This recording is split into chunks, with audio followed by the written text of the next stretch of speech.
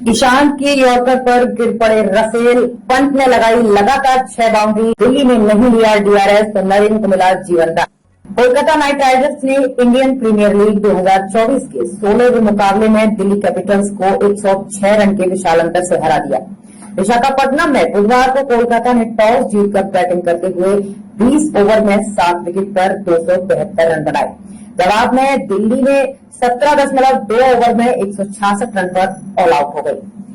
सुनील नरेन ने 39 बॉल पर 85 रन की पारी खेली। उन्हें प्लेयर ऑफ द मैच चुना गया। मैच के दौरान कई रोमांचक मोमेंट्स देखने को मिले, जिसमें दिल्ली के कप्तान पंत के डीआरएस नहीं लेने से सुनील नरेन को जीवनदान मिला।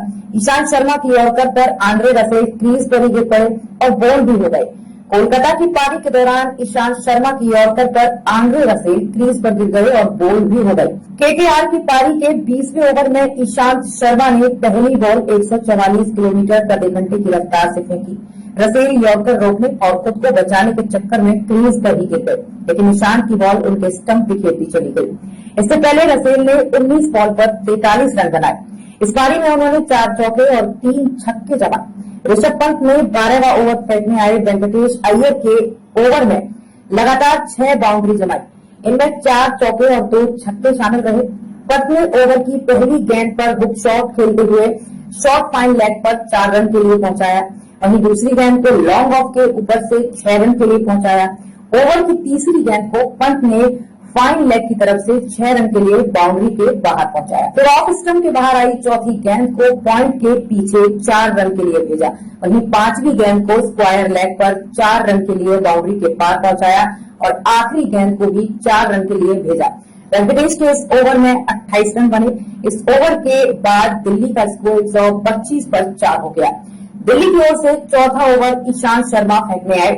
सुनील नरेन ने शुरुआती 2 गेंदों में लगातार 2 छक्के और तीसरी गेंद पर चौका मारा।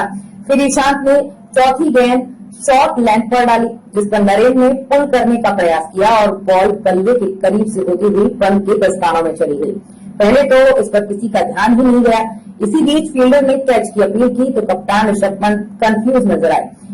फिर काफी देर बाद डीआरएस लेने का इशारा किया, लेकिन तब तक 15 सेकंड का टाइम निकल चुका था। बाद में टीवी रिप्ले से पता चला कि गेंद बल्ले के बाहरी किनारे को छूते हुए पंत के हाथों में गई थी।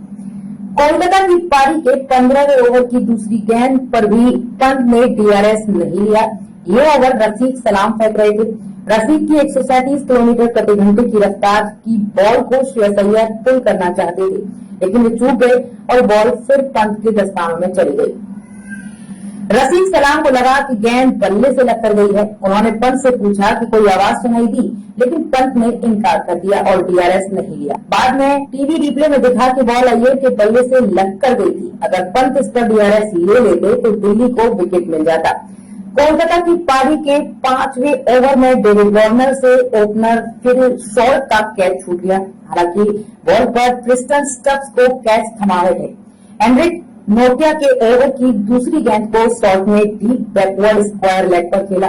वहां बॉलर कैच लेने के लिए आगे आए, लेकिन कैच नहीं पकड़ पाए। शॉर्ट ने इस गेंद पर 2 रन भी लिए। अगली गेंद को शॉर्ट ने मिड ऑफ की तरफ खेल दिया। इस बार फील्डर क्रिस्टन स्टक ने कोई गलती नहीं की और कैच पकड़कर शॉर्ट को पवेलियन की राह दिखाई।